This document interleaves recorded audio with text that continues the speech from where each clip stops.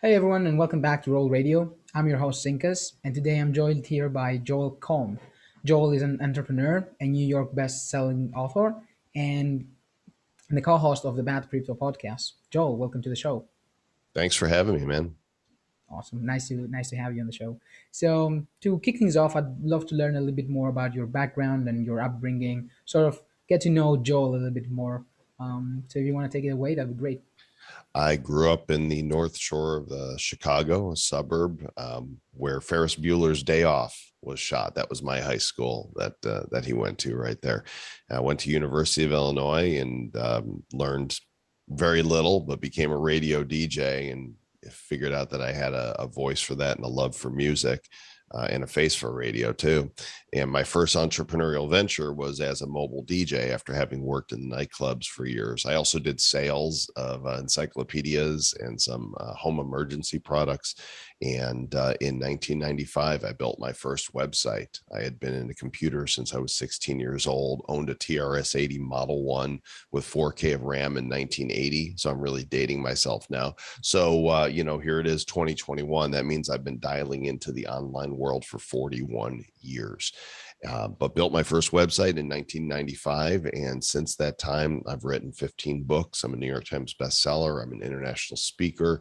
And I've done just about everything you can do online that's not illegal or immoral, from creating and selling sites. I sold one to Yahoo, to building iPhone apps. I've had a #1 app in the world, podcasting, video, live video, social media, affiliate marketing, internet marketing.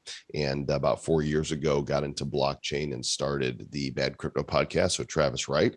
And we also co-host the Nifty Show, which is the first show about NFTs that's been going on for a little over a year. We've also become creators of our own NFT projects, multiple projects. We've minted over 1 million NFTs so far to date. And we've got a great community of people in the hero community. Our Discord is at badco.in/Discord. Mhm. Awesome. That's very nice. And yeah, I mean, some would say that you are a jack of all trades. You've, as you mentioned, you own a company called InfoQuest, if I recall correctly. Infomedia. Yeah. Infomedia. Yeah, sorry about that. Yeah, you're. It's a social media consulting company. You've authored almost 10 books or something. And one is a New York best-selling one. You did found a company, a gaming company that you sold to Yahoo. So you really dubbed into things, and now you're dubbing into crypto and NFTs. So would you like to go over how that kind of like happened, how that transgression from more Sure. Web 2 to Web 3?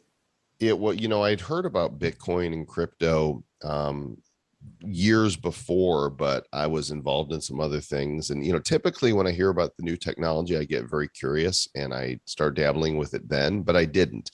And I think it was because I didn't understand mining. What do you mean mining on my computer? Is there some little guy inside with a, pickaxe? Mhm. I didn't get it. And because I didn't understand it, I didn't pursue it. It wasn't until early 2017 that I finally paid attention to it. And once I understood it, I was like, holy cow, this is like 1995 all over again. I knew that, the World Wide Web and the internet was going to change the game. And I saw, once I understood Bitcoin and crypto, I'm like, this is another game changer. And I was friends with Travis Wright already, who's a leading technologist. And we were having discussions during the 2016 election season on Facebook Messenger, day in, day out. Every day we'd be talking. And somehow after the election, the conversation shifted to crypto and Bitcoin. And pretty soon, every day we're talking crypto and Bitcoin. And I purchased my first piece of Bitcoin in May of 2017. And one day he sent me a message because we were talking so much. He joked about how we should start a show. But it wasn't a joke to me. I'm like, yes. 2 days later, the Bad Crypto Podcast was launched, and it was designed to be for the crypto curious and the crypto serious, but not taking it so seriously, where we could not have to be experts or financial advisors, because we're not, and bring the level of discourse to a level that regular people could understand, and then pepper it with bad dad jokes, and fun and laughter. And the show really caught on. We became a top podcast in the space, and we've done hundreds of interviews. And here we are about to celebrate our actually.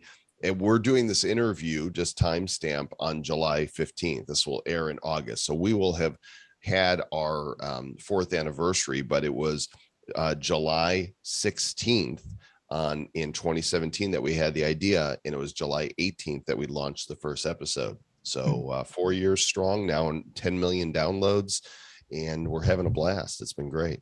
That's awesome. And now you also do another show called the Nifty Show. Mm-hmm. And what's Yeah. the difference between the two? I mean, obviously the Well, one we've on We've NFTs. been tracking NFTs since CryptoKitties came out in December 2017. Like the week they came out, we did a show dedicated to them because we were just fascinated with this. And we minted our first NFTs to give out to people at conferences at Bitcoin Miami in January 2020. And then we discovered the Wax blockchain, which is just so much superior to Ethereum for minting NFTs. No gas fees, instant transactions, environmentally friendly. And in the summer of last year, we started minting our own NFTs. Now we've done, between Travis and myself, 8 different unique sales and properties that we've created. We've sold out every time. We've minted over 1 million NFTs. And now we work as advisors for other projects. And by the time this show airs, we'll have made some major announcements of who we're working with. And it's really exciting. I spend more time doing NFTs than anything else. I have a blast with it. It's like being 12 years old again, and, collecting stuff. Only now I'm not just collecting these beautiful NFTs that are doing all this cool things, but I'm creating them for others and providing value and fun and enjoyment. Yeah, amazing. And as someone who has been involved in the space, you do have one of the best or biggest podcasts in the space, and you are involved in many different areas. Do you think NFTs are kind of like something that is here to stay? Something that's going to be the standard for digital ownership, or for works of Mhm. art, for utility, goods that have utility, NFTs that have utility, or is that a Absolutely. phase that's going to pass? Yeah, it's not going away. These NFTs are definitely here to stay. It's not a fad. It's not tulips. It's not a bubble. Sometimes the media hype cycle drives the price of some things a little higher than they should be at this point. But all we're seeing is projects moving forward with NFTs. And right now, it's been art and collectibles, but music is coming in, Hollywood is coming in, and practical everyday applications like having your driver's license as an NFT, your home insurance policy as an NFT, your car title as an NFT. All of these things are going to be happening because it provides the ultimate certificate of authenticity. And, NFTs, as William Quigley has said, are programmable media. And we're just beginning to see the capabilities of what's going to take place in the non-fungible token world. Hmm. Yeah, and definitely agree that it's not a passing phase. Um, Awesome. And do you think that if that technology was available back when you first founded Classic Games, for example, before it was acquired by Yahoo, or when you launched that iPhone app, or no, it wasn't an iPhone app, it was just an app, if I recall correctly. So if that technology existed back then, do you think you would utilize it, either NFTs or the blockchain technology, for those games or apps that Oh, you I'm want? sure. Yeah. I mean, if we had had the tech then, we definitely would have used it, but we didn't. So we have it now, and we're developing, cool things with what we have before us. And, we're pioneering those things. When we started making NFTs on Wax, there weren't upgrade mechanisms. There weren't ways that you can burn your cards and get something new. So we had it created. We're kind of paving the way. We created the world's first NFT subscription box called the Nifty Box. People bought a membership card, and now several times a month they'll get airdrops if they're holding that card in their wallet. The technology for doing that didn't exist, and we've worked with developers that have created the technology. So it's kind of like, the pioneers look at the mountains and go, well, we're going to need some roads, to cross over these. So we've been a part of creating those roads that people in the future are going to use to get where they're going. Hmm. Yeah, amazing. And what do you think is the next thing for crypto? I mean, and NFTs have been around since 2016, 2017, but they really became a mainstream thing in the last few months or maybe a year. What do you think is the next thing, if anything, in your mind to take that place and become something that it was going to be very useful in the space, obviously, but people are also going to be involved with it? Well, some of the things that I've mentioned are the more practical applications for NFTs that are coming. But in terms of art and music and collectibles, we're still just beginning to see what can be done. Right? They started as these static pieces, and then they started to get more animated, and then they become 3D. Now we're seeing that you can start using these NFTs in games that are being designed around them for staking and earning more NFTs, for playing with, in these games. I think we're going to see cross-platform NFTs soon enough that you'll be able to bridge your Ethereum NFT to Wax or your Wax NFT to Tezos, and that you'll be able to have interoperability so that this NFT that you purchase that's a skin on one chain can be used in another game that's on a different chain. And owning that item really does become something special because you're the only one that owns it, and somebody wants to use it in a different game or application, and they can buy it from you and bridge it over and use it there. These are just some of the starting ideas. We're going to see NFTs that change over time, right? Where it's one thing now, but maybe it mutates or evolves and becomes something else as time passes. So the longer you hold it, the more interesting and more valuable it becomes because it's stayed in your wallet for a period of time. We're going to see so much ideation around it. NFTs are so much more than pixels and pictures. Hmm. Yeah, definitely agree. And the possibilities are really endless, especially as more utility starts getting baked into all these NFTs that Mhm. we're seeing created. Awesome. And now speaking of utility, you do have your very own social money hero. So I'm really curious to know what kind of like led you to create it and issue it in the first place. Well, we knew that we, wanted to create some sort of community token.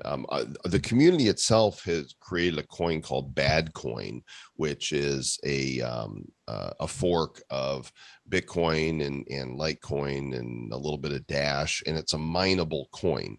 But it's the community created it. We wanted to create something that we wanted to present to the to the community, for them to use as a utility within our community. And so the hero token was born out of the blockchain heroes universe that we created. That's our first NFT property of digital collectibles.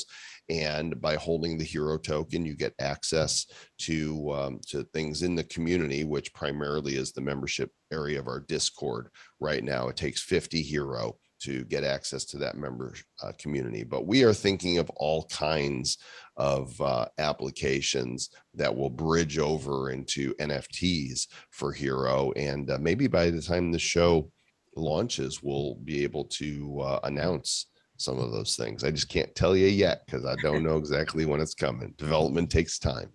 Yep, definitely understand. And for the time being, people can how what are some ways that people can earn hero, and what are some ways that they can kind of like use it? Is it just for the Discord to get access? Right now, it's just for the Discord. But like I say, we're working on some ways that people will be able to use it soon to purchase something. So I can't say much more than that at this point. But we do airdrops, from time to time. If you listen to one of our podcasts, listen to the Bad Crypto Podcast or the Nifty Show, occasionally we'll do airdrops.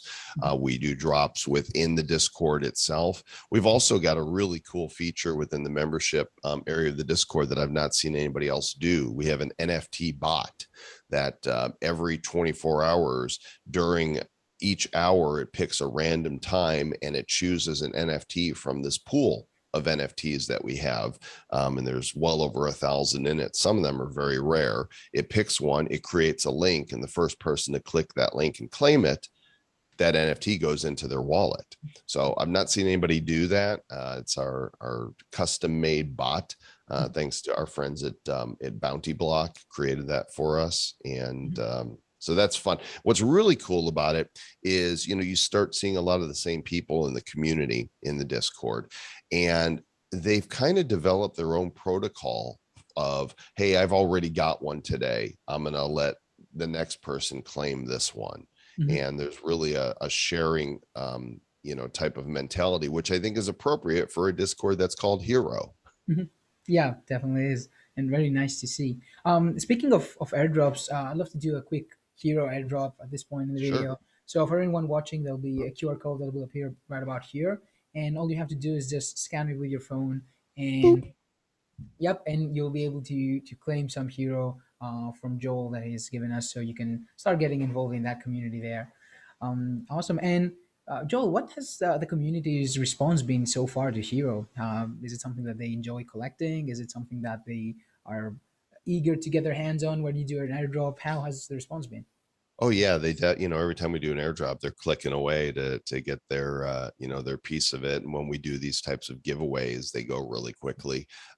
People love the concept of having a social money that's tied around all of our brands, right? It's Bad Crypto, it's the Nifty Show, it's the NFTs that we create. It's my own personal brand, it's Travis's personal brand. The cool thing about Hero is it's got all these, it crosses over into basically everything that's in our universe of properties. And so, people are asking us for more utility, and we're getting ready to deliver on something we think that they're really going to enjoy. Mhm. Really looking forward to that. Being a content creator yourself and an expert social media marketeer, do you think social money can empower content creators? And if so, in what way? Yeah, I think social money, it's really interesting, that we finally have done that. We did this with you because Travis and I have been talking for some time about how important it is for creators to have their own social money. It's a community builder. It brings people together. And sorry if you hear the landscaper right now. They're literally on my patio, leaf blowing at the moment. So sorry, a little distracting. So that's the beauties of having your home studios. You never know. You can't control everything.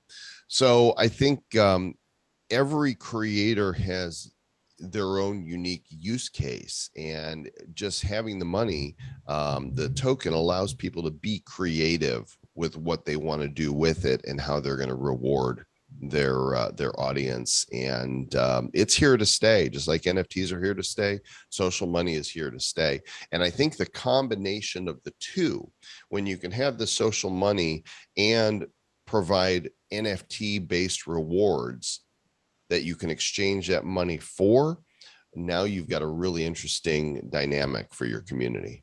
Hmm. And have you seen a difference, especially in engagement, when it comes to using your social money across all the different things that you're doing?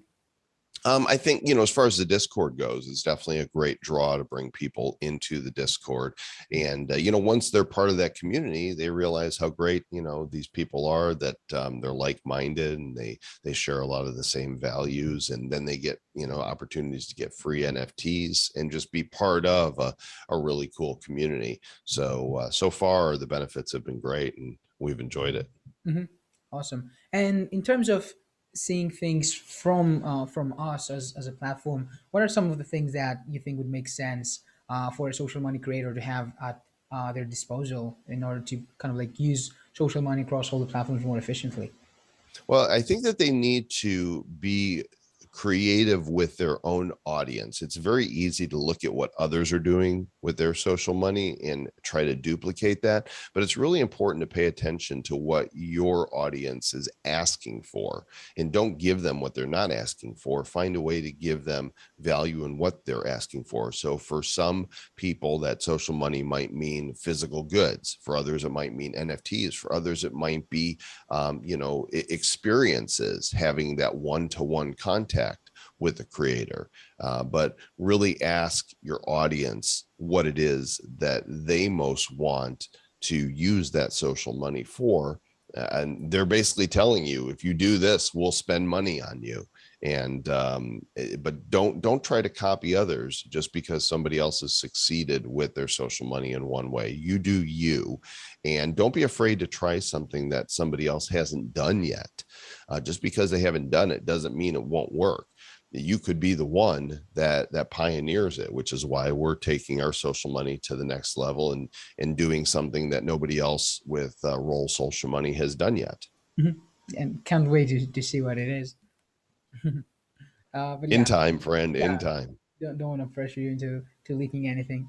Um, Awesome. And um, social money in general, we've seen some creators create markets for their social money on place like Uniswap and have monetary value, allow people to buy and sell their social money. Do you think that down the line it could be a way for creators and especially content creators across all the different categories that we've seen, from YouTubers to podcasters to musicians to artists, be a way for them to create value or to add value to what they're already doing? Yeah, of course, definitely. I think the biggest problem that we have is this the Ethereum gas problem, right? It's acquiring the social money easily. Of course, with Roll being an L2 solution, you can get it on Roll and not have to deal with gas. But if for people that don't have it, or if they're not on Roll, it's going to Uniswap, and especially if the gas fees are high. This is the biggest problem I think that needs to be solved. And we're actually looking at how we can solve that within our community, to make it easier for people to acquire social money. I don't know if that answers your question, but that was what was on my mind.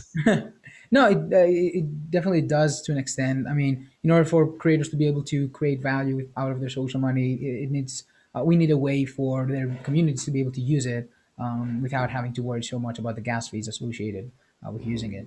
So yeah, definitely makes sense. Um, Also, man, where could one find out more about you and for your community around Hero? Well, the best thing is just to join the community. Go to badco.in/Discord. That's where the community exists. But if you follow me on Twitter at Joel Comm, or go to my website at joelcomm.com, there's links to all the things and places. And I'm pretty much everywhere. I'm not difficult to find. I think I'm the only Joel Comm in the world. So if you Mhm. found him, you've probably found me. Yeah, awesome. And what to expect from you in the future, both on kind of like a more personal level, you as Joel, but also on the Hero community side. Um, well, the big announcement we'll be making soon around Hero and bringing more utility to it is coming from that side. As for me personally, I'm basically working with some very big brands to help them with their NFT projects. And of course, Travis and I are developing our own projects.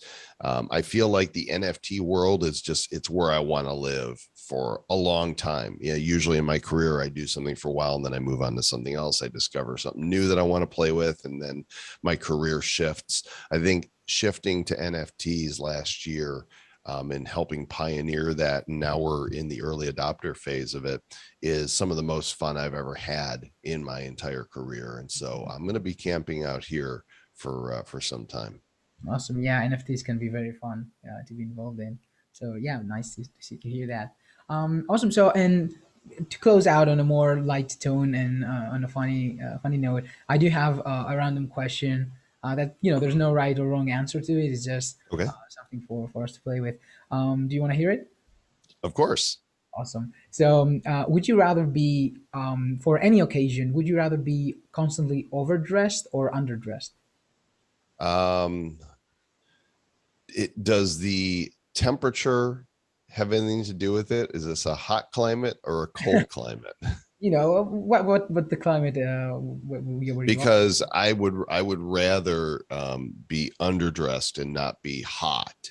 If the weather's hot, I live in Puerto Rico, and being overdressed here is not fun. I spend most of my days in shorts, t-shirts, and flip-flops.